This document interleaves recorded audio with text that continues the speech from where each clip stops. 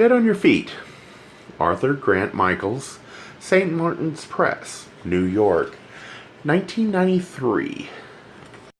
Stan Kraychik Mystery, Book 3. Narrator Eric Aust. In memory of Tajana and Andre, with gratitude and respect and love, thanks to the patience and generosity of my friends. Chapter 13. Dancing in the Dark. I was lying face down on my bed, watering the pillows, when I heard the familiar pulse of a motorcycle pulling into the back alley. Rafik! He must have fixed Big Red. Ashamed of my condition, I ran to the kitchen and filled both hands with crushed ice and pressed it to my face and my tear-reddened eyes. I would not be seen like this. He lit himself into the apartment, and I heard him go directly to the bedroom. He called from in there. Stunny, where are you? In the kitchen. Rafik entered, resplendent in high leather. A sullen gray cloud hovered over his brow, an accoutrement to the dark costume.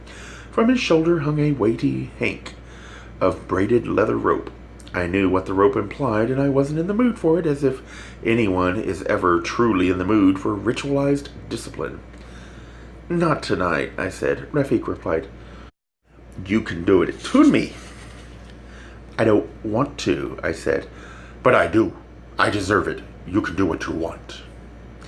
So he wanted to be punished, just as with any naughty boy who's never caught guilt ultimately forces a surrender. But who was I to inflict a blow when, as Nicole had observed, I deserved a spanking myself? Rafik held the hank of leather rope out to me. Please, he said, his eyes were pleading. For me. If I accepted his offer, I knew we'd have a heavy session. Nothing like the playful time I'd spent with Rico that afternoon. I took the leather and said, For me too, then. It was the golden rule of sex. I'll do unto you what should be done to me. Half an hour later, he was lying belly down on the bed, spread eagle, each limb bound to a corner of the bed. The room was filled with the scent of his skin and the leather ropes that constrained him. I envisioned the harem boys of ages past. Had they begged for such formalized punishment too? In the flicker of candlelight, I saw a moment of delicious fear in Rafik's eyes as I opened a straight razor and honed the edge on the leather chaps. I peeled from his legs. I crouched close to him and ran the flat side of the razor lightly over the muscular terrain of his strong back. His skin bristled in 1,000 bumps of fear and pleasure. I nibbled his butt, and he clenched the muscles hard. I kneaded the cheeks with my free hand, worked the flesh like sculptor's clay, then began my work. I would mark my lover. I would shave the coarse short hair on his butt, selectively exposing the skin in the form of one large initial on each half, so that Rafik's meaty behind would show Tony Di Natale and the rest of the world that Stan Kraychik had claimed to it. His chattel, the S, was particularly difficult, but I maneuvered the razor with the precision of an eye surgeon. When I'd completed both letters, I went back and added serifs to them. Using the point of the blade, there was a momentary temptation to cut into the flesh and scar my lover, perhaps even drink his blood, but this delusion of power passed quickly. Rafik flinched when I slapped alcohol onto the freshly shaved areas. I wondered how I could have been so playful with Rico, and then so serious with Rafik. If sex was only biology, then why was the same basic act, engorgement and release, expressed so differently, depending on the partners and the circumstances?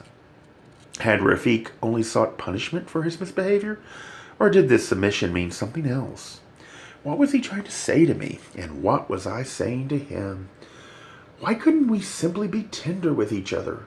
Why did our sex always have to mean something? After the slap-filled alcohol rub, I unbraided one end of a piece of leather cord and lashed lightly at Rafik's backside.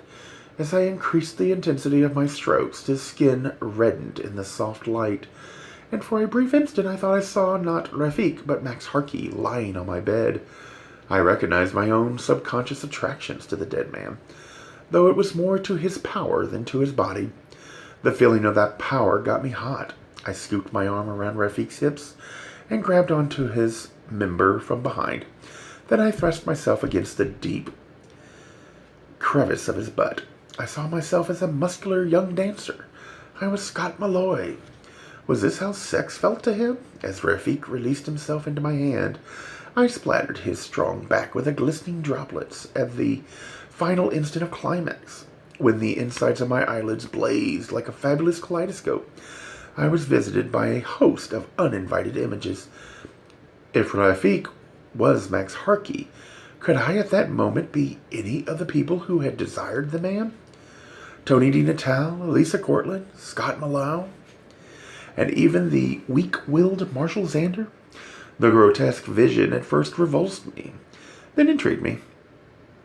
Who was it? I said aloud as the last sticky drops filled into the furrow of his hard, muscled ass. Said Rafik below me. What did you say? I collapsed on top of him. Nothing. I woke up a few hours later, slightly chilled.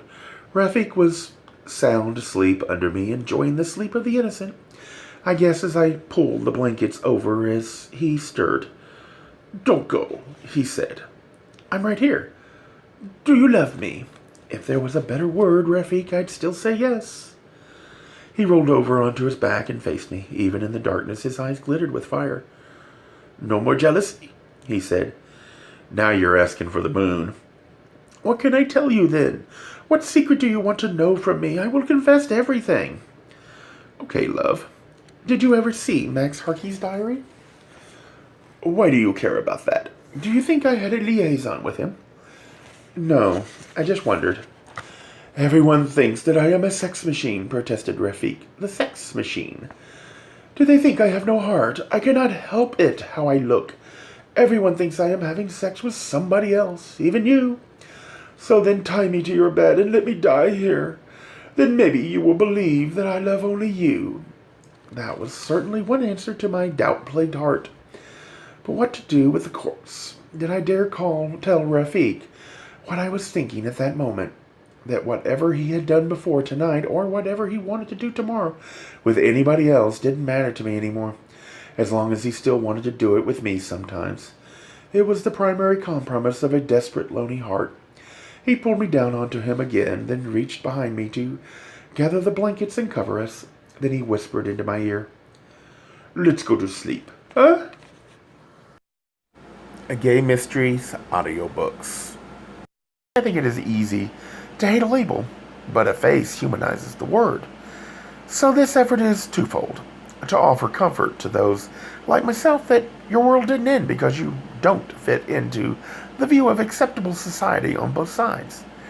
And in hopes of helping those with family that are LGBTQ, that it doesn't mean we are aliens from the child they once knew. Reassure them so they can maybe be supportive at the same time, being true to their values.